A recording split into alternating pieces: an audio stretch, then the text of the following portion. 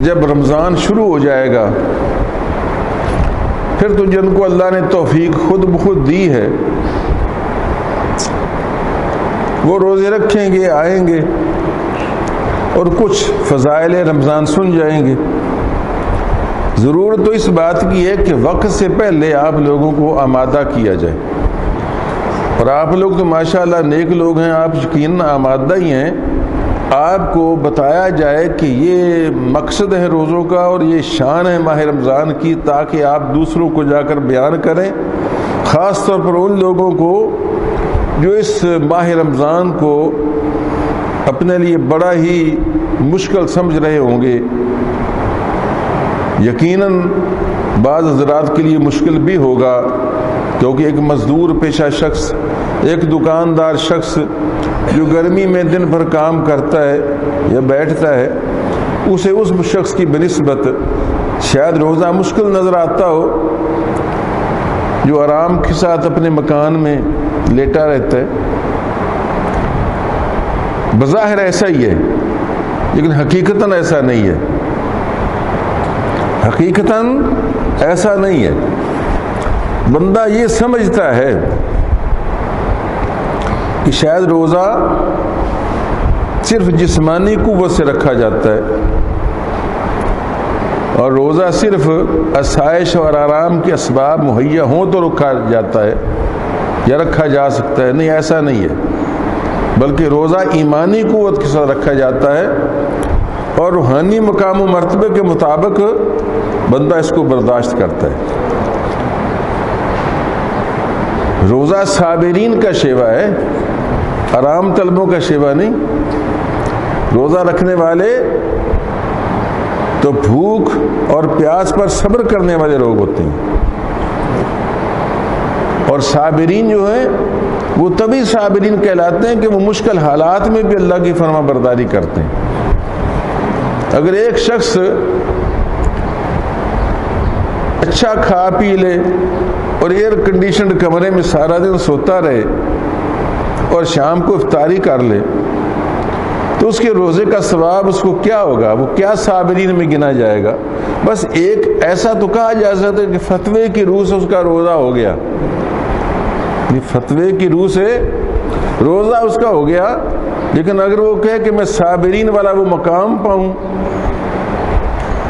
تو جب تک تکلیفیں راہ خدا میں برداشت نہ کی جائیں گی تو صابرین والا مقام کیسے مل سکتا ہے؟ تو در حقیقت روزہ صابرین کے لیے اور صبر کا امتحان ہے، اور اسی وجہ سے اس کا نام بھی عربی میں صوم ہے۔ صوم کی معنی اپنے آپ کو روک لینا، رک جانا۔ تو کس سے روکنا ہے؟ یعنی اپنے خواہشات نفس کو کچل دینے کا نام ہے۔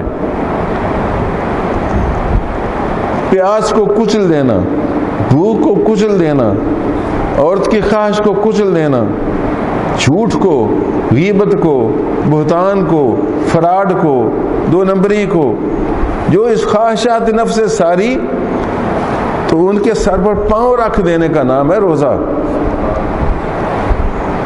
اس وجہ سے یہ بات سمجھیے گا کہ روزہ شاید صرف آرام طلب لوگوں کے لیے ہو سکتا ہے اور انہی کو روزے کی توفیق ہو سکتی ہے۔ کیا عرب کی تپتی ہوئی ریت اور عرب کے صحرا میں صحابہ کرام نے آج سے 1500 سال پہلے، جبکہ کوئی ٹھنڈے پانی بھی نہیں تھے، برفیں بھی نہیں تھیں، اور جناب وہاں کوئی دریا بھی نہیں بہتے، وہاں نہریں بھی نہیں ہیں، اور ملک عرب کی سرزمین ہے بھی تپتے ہوئے بے آب و گیا پہاڑ ہے یا ریگستان ہے، اور کہیں کہیں کوئی دو کھجور کے بوٹے، کہیں کوئی تھوڑی بہت کسی وادی میں تھوڑی سی ہریالی۔ تو کیا اس دور میں صحابہ کرام نے روزے رکھ کے راہ خدا میں، جنگ بدر میں، جہاد میں حصہ نہیں لیا؟ تو پھر آپ کیسے کہتے ہیں اور سمجھتے ہیں کہ شاید روزہ جو ہے وہ آرام کے اسباب ہوں تو پھر روزہ رکھے جائے گا؟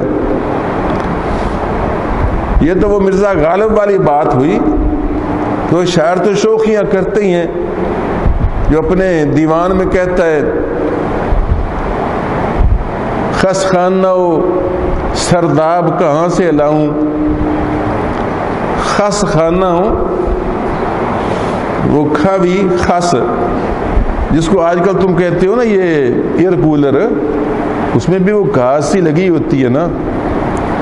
تو خس خانہ و سرداب کہاں سے لاؤں، آرام کے اسباب کہاں سے لاؤں.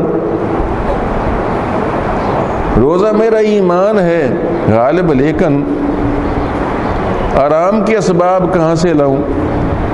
اس طرح کی کوئی روائی ہے اس کی. تو یہ تو شاعرانہ شوخیاں ہیں کہ گویا کہ روزہ تو میں ایمان ہے، میرا روزہ تو رکھنا چاہیے، لیکن پہلے مجھے کوئی ایئر کنڈیشنر نصب کروا دے، پہلے ٹھنڈے پانی کی شربت وغیرہ مہیا کر دے، اور پہلے جناب میرے لیے آرام کے اسباب مہیا کرے، تو پھر میں روزہ رکھ لوں گا. تو یہ تو شاعرانہ قسم کی شوخیاں ہیں، اور ایسے روزے اللہ کے ہاں کوئی قیمت نہیں رکھتے. روزے وہی اللہ کے ہاں قیمتی ہیں جن میں نفس کو مارا جاتا ہے، نفس کو کچلا جاتا ہے، نفس کی خواہشات کو پاؤں تلے پامال کر دیا جاتا ہے.